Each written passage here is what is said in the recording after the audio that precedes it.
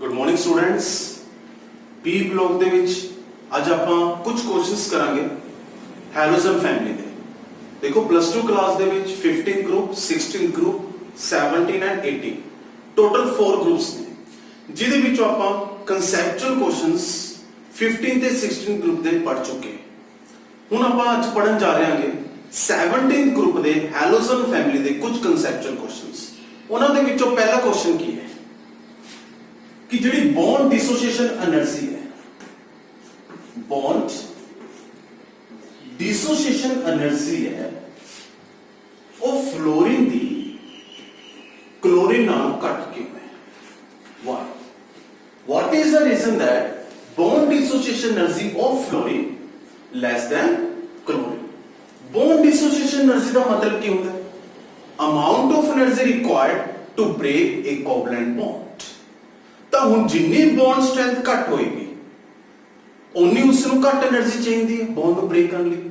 ਤੇ bond strength ਕਿਸ ਤੇ ਡਿਪੈਂਡ ਕਰਦੀ ਹੈ? ਬੌਂਡ ਲੈਂਥ ਤੇ। ਤਾਂ ਫਲੋਰੀਨ ਦੀ ਬੌਂਡ ਲੈਂਥ ਕਲੋਰੀਨ ਦੀ ਬੌਂਡ ਲੈਂਥ ਨਾਲੋਂ ਜ਼ਿਆਦਾ ਹੈ, ਤਾਂ ਹੀ ਫਲੋਰੀਨ ਦਾ ਬੌਂਡ ਜਲਦੀ ਬ੍ਰੇਕ ਹੋ ਰਿਹਾ। ਤੇ ਇਸ ਦੀ ਬੌਂਡ ਲੈਂਥ ਜ਼ਿਆਦਾ ਹੋਣ ਦਾ ਰੀਜ਼ਨ ਕੀ ਹੈ? ਜਿਸ ਤਰ੍ਹਾਂ ਤੁਹਾਨੂੰ ਪਤਾ ਹੈ ਕਿ ਫਲੋਰੀਨ ਤੋਂ ਕਲੋਰੀਨ, ਕਲੋਰੀਨ ਤੋਂ ਬ੍ਰੋਮੀਨ, ब्रोमीन तो आयोडीन साइज इंक्रीज होता है, तो इसका मतलब फ्लोरीन का साइज छोटा है। जे फ्लोरीन का साइज छोटा है तो जेडे फ्लोरीन के ऊपर नॉन बॉन्डिंग इलेक्ट्रॉन्स ने वो बहुत नजदीक होंगे। तो स्मॉलर साइज ऑफ फ्लोरीन करके ah non bonding electrons which is called lone pairs present on fluorine will be closer to each other. तो जे क्लोजर होंगे तो फिर इन्हां च किहड़ी रिपल्शन होगी? Lone pair repulsion. क्योंकि जिन्ने ही नजदीक होंगे इन्हां च उन्नी ज्यादा रिपल्शन होगी। तो जदों इन्हां च लोन पेयर रिपल्शन होंदी है तो फ्लोरीन दा लोन पेयर इस बॉन्डेड इलेक्ट्रॉन्स को भी रिपेल करता है, क्योंकि बॉन्डेड इलेक्ट्रॉन्स दे विच नेगेटिव चार्ज, लोन पेयर दे विच भी नेगेटिव चार्ज। तो पहला तो लोन पेयर रिपल्शन होंदी है, फिर वही जो लोन पेयर है इस बॉन्डेड इलेक्ट्रॉन से रिपेल कर रहा है, जिस करके फ्लोरीन की बॉन्ड लेंथ की हो जाती है इंक्रीज। ते यह बॉन्ड लेंथ की तो एक्सीड हो जाती है क्लोरीन ते क्लोरीन, इस करके इसकी बॉन्ड स्ट्रेंथ की हो जाती है डिक्रीज, क्योंकि बॉन्ड लेंथ इंक्रीज होगी। If bond strength decreases then bond dissociation energy decreases. तो अगर मैं among halogens bond dissociation energy का ऑर्डर लिखा तो सब तो ज्यादा एनर्जी किसनु चाहिए होगी? बॉन्ड ब्रेक करने लिए क्लोरीन, देयर आफ्टर ब्रोमीन, तीसरे नंबर पे आएगा फ्लोरीन, लास्ट आयोडीन। तो फ्लोरीन की पोजीशन फर्स्ट होनी चाहिए, क्योंकि down the group size increase, internuclear distance increase, bond length increases, bond strength decreases. फिर भी फ्लोरीन फर्स्ट की थां ते थर्ड ते क्यों गया? Only because of smaller size there will be lone pair repulsion. फिर उस लोन पेयर रिपल्शन तो बाद यही लोन पेयर इस बॉन्डेड इलेक्ट्रॉन्स को रिपेल करता है, तो इसकी बॉन्ड है क्लोरीन ते ब्रोमीन नालों की होती है ज्यादा, पर आयोडीन नालों भी कम होती है प्रैक्टिकल। क्लियर है क्वेश्चन बच्चों? नेक्स्ट क्वेश्चन किससे है? Electron gain enthalpy. ਤੁਸੀਂ ਇਹ ਪਲੱਸ 1 ਚ ਸੁਣਿਆ ਹੋਵੇਗਾ, electron gain enthalpy. Enthalpy means energy, energy electron gain तो बाद ਹੁਣ कोई एटम इलेक्ट्रॉन गेन ਕਰਨ ਤੋਂ ਬਾਅਦ એનર્ਜੀ ਰਿਲੀਜ਼ ਕਰਦਾ ਹੈ, लेकिन कुछ एटम्स ਦੇ ਕੇਸ ਚ इलेक्ट्रॉन गेन ਕਰਨ ਵੇਲੇ એનર્ਜੀ ਚਾਹੀਦੀ ਹੁੰਦੀ ਹੈ, that is the absorption of energy. ਉਹ ਡਿਪੈਂਡ ਕਰਦਾ ਹੈ एटम ਦੀ स्टेबिलिटी। लेकिन हुण आपां उरे किहड़े ग्रुप की स्टडी कर रहे हैं? 17th group, that is halogen family. तो हैलोजन्स के केस इलेक्ट्रॉन गेन एंथैल्पी बहुत ज्यादा होती है विद नेगेटिव साइन, क्योंकि अगर अपने पास डेल्टा एच नेगेटिव है तो इसका मतलब उत्थे एनर्जी की हो रही है रिलीज। अगर डेल्टा एच की है पॉजिटिव तो इसका मतलब उत्थे एनर्जी की हो रही है रिक्वायर्ड ਜਾਂ ਫਿਰ ਆਬਜ਼ਰਵ। ਠੀਕ, ਤੇ ਇਹ ਡੈਲਟਾ H ਦੇ ਅਗਰ ਮੈਂ ਪੈਚ ਕੀ ਲਗਾ ਲਾਂ Eg, ਤਾਂ ਇਸ ਦਾ ਮਤਲਬ ਕੀ ਹੈ ਇਹ ਇਲੈਕਟ੍ਰੋਨ ਗੇਨ ਇੰਥੈਲਪੀ। ਹੁਣ ਹੈਲੋਜਨਸ ਦੇ ਕੇਸ 'ਚ એનર્ਜੀ ਰਿਲੀਜ਼ ਹੋਣ ਦਾ ਕਾਰਨ ਕੀ? ਪਹਿਲਾਂ ਤਾਂ ਆਪਾਂ ਇਹ ਦੇਖਾਂਗੇ। ਤੁਹਾਨੂੰ ਪਤਾ ਹੈ ਕਿ ਜਿਹੜੇ ਹੈਲੋਜਨਸ ਨੇ ਉਹ 17th ਗਰੁੱਪ ਦੇ ਐਲੀਮੈਂਟਸ ਨੇ। ਇਹਨਾਂ ਦੀ ਆਊਟਰ ਮੋਸਟ ਇਲੈਕਟ੍ਰੋਨਿਕ ਕਨਫੀਗਰੇਸ਼ਨ ਕੀ ਹੈ? General outer most electronic configuration ਹੈ NS2Np5। ਤਾਂ ਫਲੋਰੀਨ ਦੇ ਲਈ 2s2 2p5, ਕਲੋਰੀਨ ਦੇ ਲਈ 3s2 3p5, ਬ੍ਰੋਮੀਨ ਦੇ ਲਈ 4s2 4p5, ਆਇਓਡੀਨ ਦੇ ਲਈ 5s2 5p5। ਤਾਂ ਚੈੱਕ ਕਰੋ ਇਹਨਾਂ ਹੈਲੋਜਨਸ ਨੂੰ ਸਿਰਫ ਇੱਕ ਇਲੈਕਟ੍ਰੋਨ ਦੀ ਲੋੜ ਹੈ ਅਗਰ ਇਹਨਾਂ ਨੇ ਸਟੇਬਲ ਹੋਣਾ। ਕਿਉਂ? ਕਿਉਂਕਿ p ਦੇ ਵਿੱਚ 3 ਆਰਬਿਟਲਸ ਹੁੰਦੇ ਨੇ ਤੇ ਹਰ ਇੱਕ ਆਰਬਿਟਲ 'ਚ ਮੈਕਸਿਮਮ ਕਿੰਨੇ ਇਲੈਕਟ੍ਰੋਨਸ ਆਉਂਦੇ ਹੁੰਦੇ ਹਨ? ਤਾਂ ਟੋਟਲ p ਦੇ ਵਿੱਚ ਜਦੋਂ 6 ਇਲੈਕਟ੍ਰੋਨਸ ਆ ਜਾਂਦੇ ਆ ਤਾਂ ਉਹਦੇ ਨਾਲ ਐਟਮ ਕੀ ਬਣ ਜਾਂਦਾ? ਸਟੇਬਲ। ਤਾਂ ਹੀ ਤਾਂ ਆਪਾਂ ਨੋਬਲ ਗੈਸਿਸ ਨੂੰ ਸਟੇਬਲ ਮੰਨਦੇ ਹਾਂ। ਨੋਬਲ ਗੈਸਿਸ ਕਿਹੜੇ ਗਰੁੱਪ ਦੇ ਹੁੰਦੀਆਂ ਨੇ? Next to halogen family, that is 18th group. ਤਾਂ ਹੁਣ 18 ਗਰੁੱਪ ਐਲੀਮੈਂਟਸ ਨੂੰ ਇਸ ਲਈ ਸਟੇਬਲ ਮੰਨਦੇ ਆ ਕਿਉਂਕਿ ਉਹਨਾਂ ਦਾ s ਤੇ p ਆਰਬਿਟਲਸ ਕੀ ਹੁੰਦੇ ਨੇ? Completely field. ਤਾਂ ਹੁਣ ਅਗਰ ਇਹਨਾਂ ਨੇ ਸਟੇਬਲ ਹੋਣਾ ਹੈ ਤਾਂ ਸਿਰਫ ਇਹਨਾਂ ਨੂੰ ਇੱਕ ਇਲੈਕਟ੍ਰੋਨ ਦੀ ਲੋੜ ਹੈ। ਤਾਂ ਇਸ ਕਰਕੇ ਜਦੋਂ ਇਹ ਇੱਕ ਇਲੈਕਟ੍ਰੋਨ ਗੇਨ ਕਰਦੇ ਨੇ ਤਾਂ ਇੱਕ ਇਲੈਕਟ੍ਰੋਨ ਗੇਨ ਕਰਨ ਤੋਂ ਬਾਅਦ ਇਹ ਕੀ ਹੋ ਜਾਂਦੇ ਨੇ? ਸਟੇਬਲ। ਤੇ ਇਹ ਚੀਜ਼ ਤੁਹਾਨੂੰ ਹੁਣ ਦਿਮਾਗ 'ਚ ਰੱਖਣੀ ਪਏਗੀ ਕਿ ਕੋਈ ਵੀ ਐਟਮ ਹੈ ਅਗਰ ਉਹ ਪਹਿਲਾਂ ਅਨਸਟੇਬਲ ਹੈ ਤੇ ਬਾਅਦ ਦੇ ਵਿੱਚ ਕੀ ਹੋ ਰਿਹਾ? ਸਟੇਬਲ। ਇਹਦਾ ਮਤਲਬ ਉਹਦੇ ਵਿੱਚ એનર્ਜੀ ਹਮੇਸ਼ਾ ਰਿਲੀਜ਼ ਹੋਏਗੀ। ਤੇ ਹੈਲੋਜਨਸ ਦੇ ਕੇਸ 'ਚ ਬਹੁਤ ਜ਼ਿਆਦਾ એનર્ਜੀ ਰਿਲੀਜ਼ ਹੋਣ ਦਾ ਕਾਰਨ ਕੀ ਹੈ ਕਿ ਇਹਨਾਂ ਨੂੰ ਸਿਰਫ ਇੱਕ ਇਲੈਕਟ੍ਰੋਨ ਚਾਹੀਦਾ, ਸਿਰਫ ਇੱਕ ਕਦਮ ਦੂਰ ਨੇ ਸਟੇਬਿਲਿਟੀ ਤੋਂ। ਤਾਂ ਹੁਣ ਤੁਸੀਂ ਆਪ ਸੋਚੋ ਅਗਰ ਅੰਨਾ ਡਿਸਟੈਂਸ ਹੈ, ਮੰਨ ਲਓ ਤੁਸੀਂ ਉਰੇ ਜਾ ਕੇ ਸਟੇਬਲ ਹੋ ਗਏ ਤਾਂ ਤੁਹਾਨੂੰ ਅੰਨਾ ਰਸਤਾ ਤੈਅ ਕਰਨਾ ਪੈਣਾ ਹੈ। ਲੇਕਿਨ ਅਗਰ ਮੈਂ ਕਹਿੰਦਾ ਸਿਰਫ ਅੰਨਾ ਦਾ ਡਿਸਟੈਂਸ ਰਹਿ ਗਿਆ ਤਾਂ ਤੁਹਾਨੂੰ ਇਸ ਤਰ੍ਹਾਂ ਲੱਗੇਗਾ ਕਿ ਬਸ ਅਸੀਂ ਸਟੇਬਲ ਹੋਣ ਵਾਲੇ ਹਾਂ। ਤਾਂ ਉਹ ਪ੍ਰੋਸੈਸ ਕੀ ਹੋ ਜਾਏਗਾ? ਫਾਸਟ। ਤਾਂ ਇਹ ਸਾਰੇ ਪ੍ਰੋਸੈਸ ਫਾਸਟ ਕਿਉਂ ਨੇ? ਕਿਉਂਕਿ only one electron required to attain noble gas configuration. The question Ki C? Why halogens have high value of electron gaining therapy? High value with a negative sign. So the reason is they only required one electron to attain noble gas configuration. Next question भी बच्चों electron gaining therapy पे है। ਜਿਹੜੀ fluorine ਦੀ electron gaining therapy value ਉਹ ਕਿੰਨੀ ਹੈ? -333 kilo Joule ਪਰ mall. ਤੇ ਜੇ ਕਲੋਰੀਨ ਦੇ ਵਿੱਚ ਆਪਾਂ ਦੇਖੀਏ ਤਾਂ ਇਸ ਦੀ ਇਲੈਕਟ੍ਰੋਨ ਗੇਨਿੰਗ ਥੈਰੇਪੀ ਵੈਲਿਊ ਕਿੰਨੀ ਆ ਰਹੀ ਹੈ? -349 ਕਿਲੋ ਜੂਲ ਪਰ ਮੋਲ। ਤਾਂ ਮੈਂ ਤੁਹਾਨੂੰ ਇਸ ਕੁਐਸਚਨ ਤੋਂ ਪਹਿਲਾਂ ਵਾਲੇ ਕੁਐਸਚਨ 'ਚ ਕੀ ਐਕਸਪਲੇਨ ਕੀਤਾ ਕਿ ਵੈਲਿਊ ਜਿੰਨੀ ਜ਼ਿਆਦਾ ਨੈਗੇਟਿਵ ਹੈ ਇਹਦਾ ਮਤਲਬ ਉਹ 'ਚ એનર્ਜੀ ਉਨੀ ਜ਼ਿਆਦਾ ਰਿਲੀਜ਼ ਹੋ ਰਹੀ ਹੈ। ਤਾਂ ਕਲੋਰੀਨ ਦੇ ਕੇਸ 'ਚ ਜ਼ਿਆਦਾ એનર્ਜੀ ਰਿਲੀਜ਼ ਹੋ ਰਹੀ ਹੈ ਆਫਟਰ ਗੇਨਿੰਗ 1 ਇਲੈਕਟ੍ਰੋਨ, ਪਰ ਫਲੋਰੀਨ ਦੇ ਕੇਸ 'ਚ ਇਲੈਕਟ੍ਰੋਨ ਗੇਨ ਕਰਨ ਤੋਂ ਬਾਅਦ એનર્ਜੀ ਘੱਟ ਰਿਲੀਜ਼ ਹੋ ਰਹੀ ਹੈ। ਜਦਕਿ ਤੁਸੀਂ ਇਹ ਸੁਣਿਆ ਹੋਇਆ ਹੈ ਕਿ ਫਲੋਰੀਨ ਦੀ ਇਲੈਕਟ੍ਰੋਨ ਨੈਗੇਟਿਵਿਟੀ ਪੂਰੇ ਪੀਰੀਓਡਿਕ ਟੇਬਲ 'ਚ ਜ਼ਿਆਦਾ ਹੁੰਦੀ ਹੈ। ਤਾਂ ਇੱਥੇ ਕਨਫਿਊਜ਼ ਨਹੀਂ ਹੋਣਾ ਕਿ ਫਲੋਰੀਨ ਦੀ ਇਲੈਕਟ੍ਰੋਨ ਨੈਗੇਟਿਵਿਟੀ ਜ਼ਿਆਦਾ ਹੁੰਦੇ ਹੋਏ ਵੀ ਉਹ ਇਲੈਕਟ੍ਰੋਨ ਗੇਨ ਕਰਨ ਤੋਂ ਬਾਅਦ ਜ਼ਿਆਦਾ એનર્ਜੀ ਰਿਲੀਜ਼ ਕਿਉਂ ਨਹੀਂ ਕਰ ਰਿਹਾ। ਇੱਥੇ ਇੱਕ ਛੋਟਾ ਜਿਹਾ ਡਿਫਰੈਂਸ ਹੈ, ਮੈਂ ਤੁਹਾਨੂੰ ਦੱਸਦਾ। ਇਲੈਕਟ੍ਰੋਨ ਗੇਨਿੰਗ ਥੈਰੇਪੀ ਦਾ ਮਤਲਬ ਇਲੈਕਟ੍ਰੋਨ ਨੂੰ ਗੇਨ ਕਰਨਾ।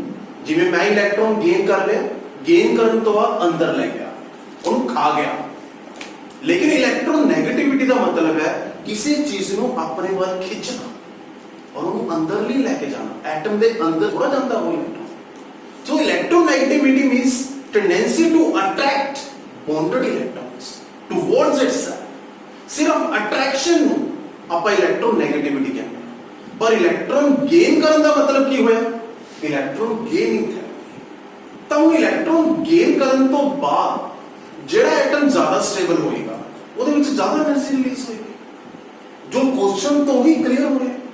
ਦੇਖੋ ਜਿੰਨੇ ਵੀ ਪੀ ਬਲੌਕ ਦੇ ਕੁਐਸਚਨਸ ਨੇ, ਕੁਐਸਚਨ ਦੇ ਵਿੱਚ ਹੀ ਆਨਸਰ ਛੁਪਿਆ ਹੋਇਆ, ਸਿਰਫ ਉਸ ਦੇ ਕਨਸੈਪਟ ਨੂੰ ਸਮਝ ਕੇ ਐਕਸਪਲੇਨ ਕਰਨਾ ਸਭ। ਤਾਂ ਉਹਨਾਂ ਨੇ ਖੁਦ ਕਹਿਤਾ कि इलेक्ट्रॉन गेन थैलेपी क्लोरीन ਦੀ ਜ਼ਿਆਦਾ ਹੈ ਫਲੋਰੀਨ ਨਾਲ ਵਿਦ 네ਗੇਟਿਵ ਸਾਈਨ ਤਾਂ ਇਸ ਦਾ ਮਤਲਬ ਇਹਦੇ ਵਿੱਚੋਂ ਜ਼ਿਆਦਾ એનર્ਜੀ ਰਿਲੀਜ਼ ਹੋਣੀ ਬਸ ਹੁਣ ਆਪਾਂ ਨੇ ਇਹ ਰੀਜ਼ਨ ਦੇਖਣਾ ਹੈ ਕਿ એનર્ਜੀ ਜ਼ਿਆਦਾ ਰਿਲੀਜ਼ ਕਿਉਂ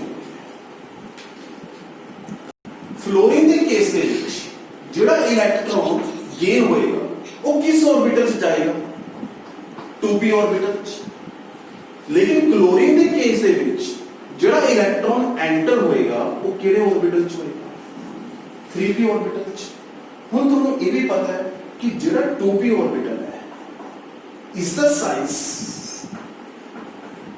3p ਆਰਬਿਟਲ ਨਾਲੋਂ ਕੀ ਹੈ ਘੱਟ ਤੇ 2p ਦੇ ਵਿੱਚ ਆਲਰੇਡੀ ਇਲੈਕਟ੍ਰੋਨਸ ਹੈਗੇ ਨੇ ਟੋਟਲ 5 ਇਲੈਕਟ੍ਰੋਨਸ ਤਾਂ ਹੈਗੇ ਨੇ ਇੱਕ ਇਲੈਕਟ੍ਰੋਨ ਨੂੰ ਗੇਨ ਕਰ ਰਹੇ ਤਾਂ ਜਿਹੜਾ ਇਹ ਇਲੈਕਟ੍ਰੋਨ ਹੈ ਇਨਕਮਿੰਗ ਇਲੈਕਟ੍ਰੋਨ ਉਹ ਆਲਰੇਡੀ ਪ੍ਰੈਜ਼ੈਂਟ ਇਲੈਕਟ੍ਰੋਨਸ ਦੇ ਨਾਲ ਕੀ ਸ਼ੋ ਕਰੇਗਾ ਇਲੈਕਟ੍ਰੋਨ ਰਿਪਲਸ਼ਨ ਤੇ ਇਹ ਇਲੈਕਟ੍ਰੋਨ ਰਿਪਲਸ਼ਨ ਕੀ ਜ਼ਿਆਦਾ ਹੋਏਗੀ ਜਿਸ ਆਰਬਿਟਲ ਦਾ ਸਾਈਜ਼ ਛੋਟਾ ਹੋਏਗਾ ਕਿਉਂਕਿ ਜਿਸ ਆਰਬਿਟਲ ਦਾ ਸਾਈਜ਼ ਛੋਟਾ ਹੋਏਗਾ ਉਸ ਦੇ ਵਿੱਚ ਹੀ ਇਨਕਮਿੰਗ ਤੇ ਆਲਰੇਡੀ ਪ੍ਰੈਜ਼ੈਂਟ ਇਲੈਕਟ੍ਰੋਨਸ ਦਾ ਡਿਸਟੈਂਸ ਘੱਟ ਹੋਏਗਾ ਨਜ਼ਦੀਕ ਹੋਣਗੇ ਤਾਂ ਇਹ ਡਿਸਟੈਂਸ ਘੱਟ ਕੀ ਹੋਏਗਾ 2p ਦੇ ਵਿੱਚ ਕਿਉਂਕਿ ਉਸ ਦਾ ਸਾਈਜ਼ ਛੋਟਾ ਹੈ ਤਾਂ ਜਿੰਨਾ ਡਿਸਟੈਂਸ ਘੱਟ ਓਨੀ ਜ਼ਿਆਦਾ ਰਿਪਲਸ਼ਨ ਜਿੰਨੀ ਜ਼ਿਆਦਾ ਰਿਪਲਸ਼ਨ ਉਨੀ ਸਟੇਬਿਲਿਟੀ ਘੱਟ ਜਾਂ ਮੈਂ ਇਹ ਕਹਿ ਦੇਣਾ ਉਸ ਰਿਪਲਸ਼ਨ ਨੂੰ ਓਵਰਕਮ ਕਰਨ ਲਈ ਆਪਾਂ ਥੋੜੀ ਜਿਹੀ એનર્ਜੀ ਦੇਵਾਂਗੇ ਉੱਥੇ ਥੋੜੀ ਜਿਹੀ એનર્ਜੀ ਯੂਟਿਲਾਈਜ਼ ਹੋ ਜਾਊਗੀ ਤਾਂ ਆਪਣਾ ਖਰਚਾ ਵੱਧ ਗਿਆ ਜੇ ਖਰਚਾ ਵੱਧ ਗਿਆ ਤਾਂ ਪ੍ਰੋਫਿਟ ਘਟ ਗਿਆ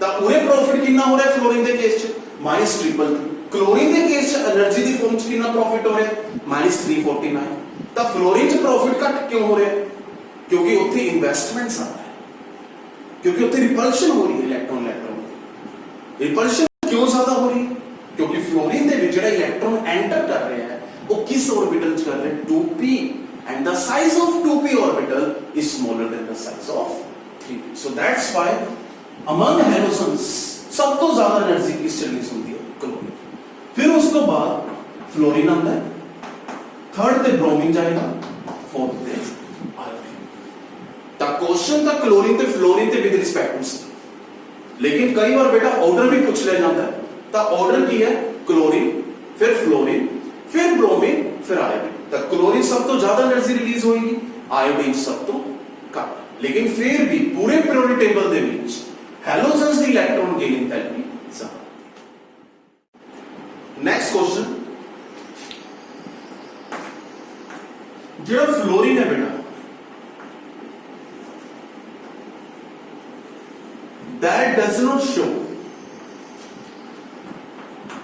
positive oxidation state ਕਿ ਜਿਹੜਾ ਫਲੋਰੀਨ ਹੈ ਉਹ ਪੋਜ਼ਿਟਿਵ ਆਕਸੀਡੇਸ਼ਨ ਸਟੇਟ ਕਿਉਂ ਨਹੀਂ ਦੇ ਸਕਦਾ ਇੱਕ ਕੁਐਸਚਨ ਹੋਰ ਹੈ ਦੋਨਾਂ ਦਾ ਆਨਸਰ ਆਲਮੋਸਟ ਸੇਮ ਹੈ ਮੈਂ ਇਕੱਠੀ ਐਕਸਪਲੇਨ ਕਰੂੰਗਾ ਕਿ ਜਿਹੜਾ ਫਲੋਰੀਨ ਹੈ never act as a central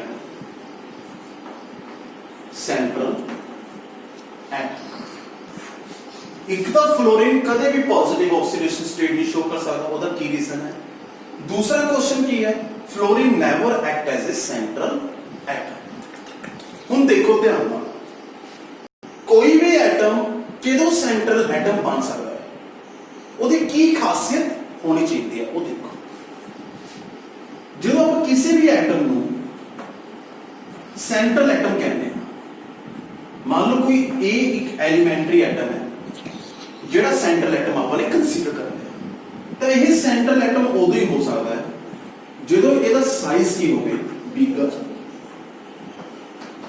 ਕਿਉਂਕਿ ਅਗਰ ਇਹਦਾ ਬਿਗਰ ਸਾਈਜ਼ ਹੋਏਗਾ ਤਾਂ ਹੀ ਇਹ ਸਰਾਊਂਡਿੰਗ ਐਟਮਸ ਨੂੰ ਆਪਣੇ ਕੋਲ ਰੱਖ ਸਕਦਾ ਹੈ ਤੁਸੀਂ ਆਪ ਸੋਚ ਕੇ ਦੇਖੋ ਆ ਚੌਕ ਹੈ ਚੌਕ ਦਾ ਸਰਫੇਸ ਬਹੁਤ ਛੋਟਾ ਹੈ ਕਿ ਇਸ ਤੇ ਮੇਰੀਆਂ 5 ਉਂਗਲਾਂ ਟਿਕ ਸਕਦੀਆਂ ਨੇ ਕਿ ਮੇਰੇ ਪੰਜੋਂ ਉਂਗਲਾਂ ਇਸ ਦੇ ਨਾਲ ਡਾਇਰੈਕਟਲੀ ਬੌਂਡ ਬਣਾ ਸਕਦੀਆਂ ਲੇਕਿਨ ਅਗਰ ਮੈਂ ਇਸ ਹਥੇਲੀ ਦੀ ਗੱਲ ਕਰਾਂ ਤਾਂ ਇਸ ਹਥੇਲੀ ਦਾ ਸਰਫੇਸ ਇਸ ਚੌਕ ਦੇ ਸਰਫੇਸ ਤੋਂ ਕਿਤੇ ਵੱਡਾ ਹੈ ਤਾਂ ਇਸ ਦਾ ਮਤਲਬ ਮੇਰਾ ਇਹ ਹਥੇਲੀ ਦਾ ਜਿਹੜਾ ਸਰਫੇਸ ਹੈ ਸਰਫੇਸ ਆਫ ਪਾਮ ਇਹਦੇ ਨਾਲ ਪੰਜੋਂ ਉਂਗਲਾਂ ਡਾਇਰੈਕਟਲੀ ਈਜ਼ੀਲੀ ਬੌਂਡ ਬਣਾ ਸਕਦੇ ਆ ਤਾਂ ਉਹੀ ਕਨਸੈਪਟ ਹੋ ਰਿਹਾ ਜੇ ਕੋਈ ਸੈਂਟਰਲ ਐਟਮ ਹੈ ਤਾਂ ਉਹ ਸਰਾਊਂਡਿੰਗ ਐਟਮਸ ਦੇ ਨਾਲ ਤਾਂ ਹੀ ਬੌਂਡ ਬਣਾ ਪਾਊਗਾ ਜੇ ਉਸ ਦਾ ਸਾਈਜ਼ ਵੱਡਾ ਹੋਵੇ ਜਾਂ ਸਰਾਊਂਡਿੰਗ ਐਟਮਸ ਦੇ ਕੰਪੈਰੀਟਿਵ ਦਾ ਸਾਈਜ਼ ਕੀ ਹੋਊਗਾ ਵੱਡਾ ਤਾਂ ਇਸ ਦਾ ਮਤਲਬ ਕੀ ਹੋਇਆ ਜੇ ਫਲੋਰੀਨ ਸੈਂਟਰਲ ਐਟਮ च एग्जिस्ट नहीं करता, ਉਹਦਾ पहला रीजन की है फ्लोरीन का साइज की छोटा। दूसरा की है, एक तो हो की होना चाहिए बीकर साइज, दूसरा लेस इलेक्ट्रोनेगेटिव, लेस इलेक्ट्रोनेगेटिव। अगर सेंट्रल एटम लेस इलेक्ट्रोनेगेटिव होएगा ताही तो वो पॉजिटिव ऑक्सीडेशन स्टेट देगा। मान के चलो मैं लेस इलेक्ट्रोनेगेटिव हूं, जो बच्चा इस वक्त वीडियो देख रहे हैं वो अपने आप को की मान के चले मोर इलेक्ट्रोनेगेटिव, ये मेरे पास की ने इलेक्ट्रॉन्स।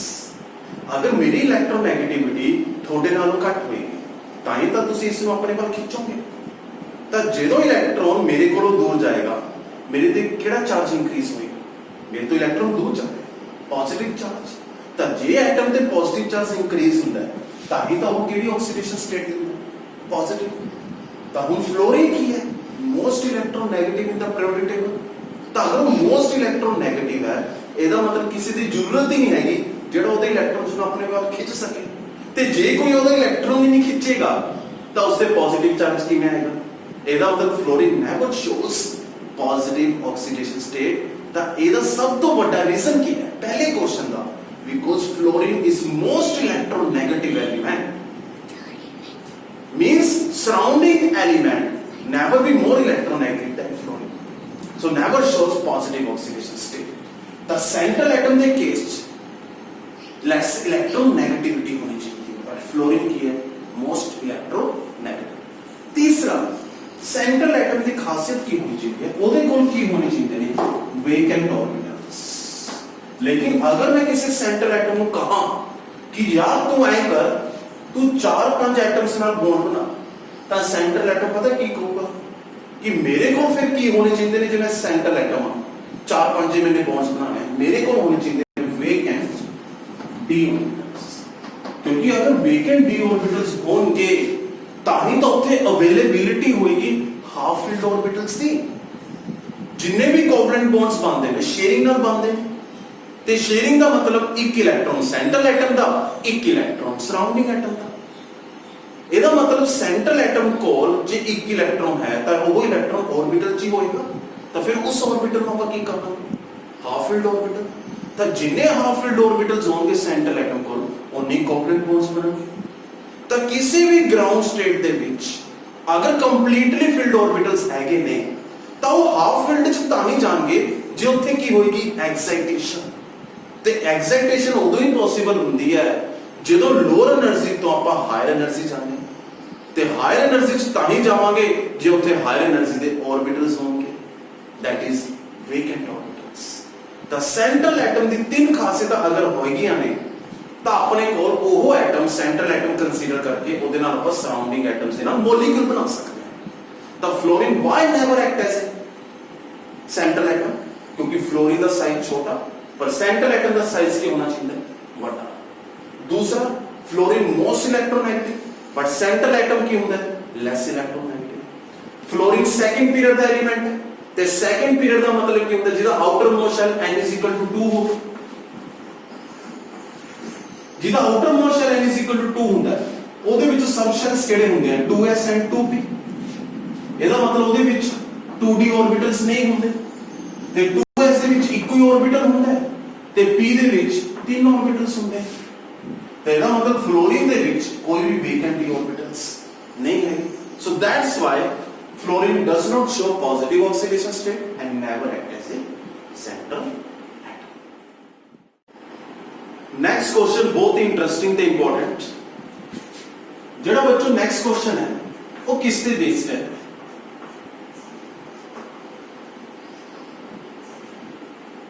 इंटर हैलोजन कंपाउंड्स इससे बेस्ड है।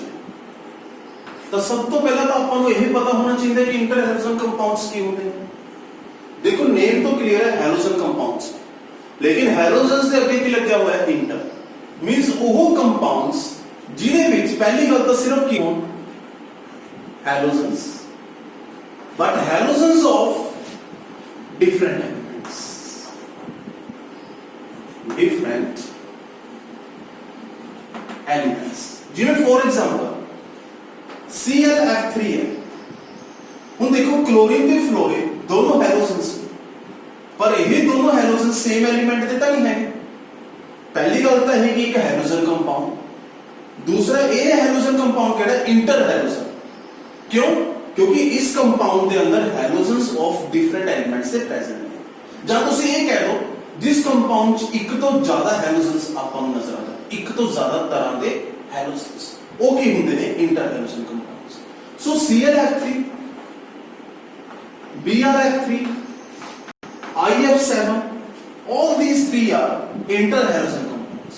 ਤਾਂ क्वेश्चन ਕੀ ਹੈ कि ਜਿਹੜੇ ਇਹ इंटर हैलोजन कंपाउंड्स ਨੇ, these inter halogen compounds are more reactive than halogens, that is Cl2, Br2 and I2। ਤਾਂ ਕੀ ਰੀਜ਼ਨ ਹੈ ਕਿ Cl2, Br2 ਤੇ I2 ਦੇ ਕੰਪੈਰੀਟਿਵਲੀ ਇਹ ਹੈਲੋਜਨ ਕੰਪਾਊਂਡਸ ਦੀ ਰਿਐਕਟੀਵਿਟੀ ਜ਼ਿਆਦਾ ਹੈ। ਹੁਣ ਸੁਣ, ਰਿਐਕਟੀਵਿਟੀ ਦਾ ਮਤਲਬ ਕੀ ਹੈ? ਜਦੋਂ ਬੌਂਡ ਈਜ਼ੀਲੀ ਬ੍ਰੇਕ ਹੋ ਜਾਏ, ਜਦੋਂ ਰਿਐਕਸ਼ਨ ਫਾਸਟ ਹੋ, ਪ੍ਰੋਡਕਟ ਜਲਦੀ ਬਣ ਜਾਏ। ਰਿਐਕਸ਼ਨ ਕਦੋਂ ਫਾਸਟ ਹੋਏਗੀ? ਜਦੋਂ ਬੌਂਡ ਈਜ਼ੀਲੀ ਬ੍ਰੇਕ ਹੋਏਗਾ। ਤੇ ਬੌਂਡ ਈਜ਼ੀਲੀ ਕਦੋਂ ਬ੍ਰੇਕ ਹੁੰਦਾ ਹੈ? ਜਦੋਂ ਉਸ ਬੌਂਡ ਦੀ ਬੌਂਡ ਸਟਰੈਂਥ ਘੱਟ ਹੋਵੇ। ਤੇ ਬੌਂਡ ਸਟਰੈਂਥ ਕਿਸ ਤੇ ਡਿਪੈਂਡ ਕਰਦੀ ਹੁੰਦੀ ਹੈ? extent of overlapping, extent of overlapping। जी मैं एक एग्जांपल ले लूंगा, मान लो ClF3 है, ਤਾਂ ClF3 ਦੇ ਵਿੱਚ क्लोरीन ਤੇ ਫਲੋਰੀਨ ਦੇ ਵਿੱਚ ਵਿਚਾਲੇ ਬੌਂਡ ਹੋਏਗਾ। ਹੁਣ क्लोरीन ਤੇ ਫਲੋਰੀਨ ਦੇ ਜਿਹੜਾ ਵਿੱਚ ਵਿਚਾਲੇ ਕੋਵਲੈਂਟ ਬੌਂਡ ਹੈ, ਇਹ ਕਿਦੋਂ ਬਣੇਗਾ? ਜਦੋਂ क्लोरीन ਦਾ 3p ऑर्बिटल ਫਲੋਰੀਨ ਦੇ 2p ऑर्बिटल ਨਾਲ ਓਵਰਲੈਪ ਕਰੇਗਾ। ਤੇ ਜੇ ਮੈਂ ਇਸ ਨੂੰ ਕੰਪੇਅਰ ਕਿਹਦੇ ਨਾਲ ਕਰਾਂ? क्लोरीन ਮੋਲੀਕਿਊਲ ਦੇ ਵਿੱਚ, ਤਾਂ क्लोरीन ਮੋਲੀਕਿਊਲ ਜਿਹੜਾ ਬਣੇਗਾ ਉਸ ਦੇ ਵਿੱਚ ਜਿਹੜਾ ਬੌਂਡ ਤੁਹਾਨੂੰ ਨਜ਼ਰ ਆ ਰਿਹਾ ਹੈ, ਇਹ ਬੌਂਡ ਕਿਦੋਂ ਬਣੇਗਾ?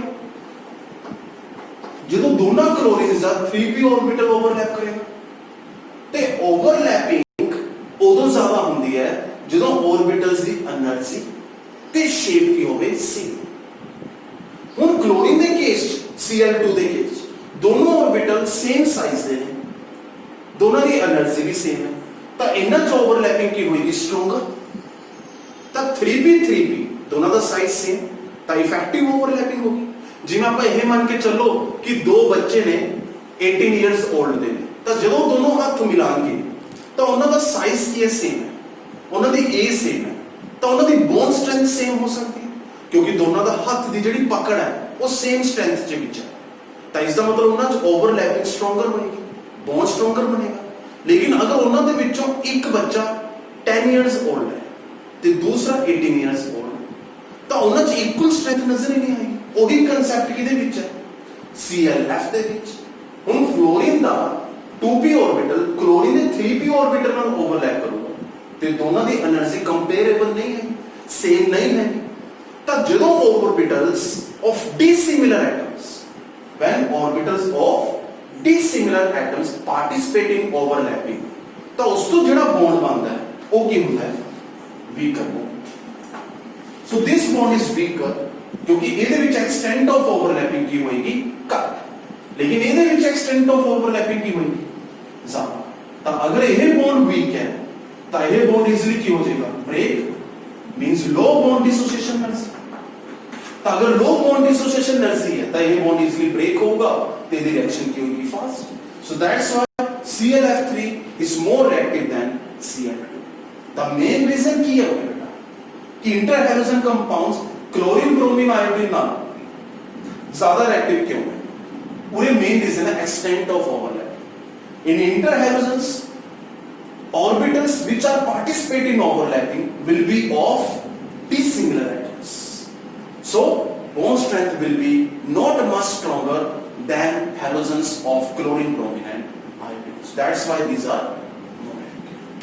ਤਾਂ ਇਹ ਆਪਣੇ ਅੱਜ ਕੁਐਸਚਨ ਡਿਸਕਸ ਜਿਹੜੇ ਹੋਏ ਨੇ ਹੈਲੋਜਨਸ ਤੇ ਹੋਏ ਨੇ, ਇਸੇ ਤੇ ਹੀ ਆਪਾਂ ਅੱਗੇ ਕੰਟੀਨਿਊ ਕਰਾਂਗੇ। ਇਹਨਾਂ ਨੂੰ ਬੱਚੋ ਧਿਆਨ ਨਾਲ ਪੜ੍ਹਨਾ ਹੈ ਕਿ ਨੋਟਸ ਮੈਂ ਭੇਜ ਰਿਹਾ, ਈਚ ਐਂਡ ਐਵਰੀਥਿੰਗ ਧਿਆਨ ਨਾਲ ਦੇਖਣੀ ਹੈ ਬੇਟਾ। ਕੋਈ ਡਾਊਟ ਹੋਵੇ ਵਿਦਆਊਟ ਐਨੀ ਹੈਜ਼ਿਟੇਸ਼ਨ ਮੈਨੂੰ WhatsApp ਕਰਿਆ ਕਰੋ।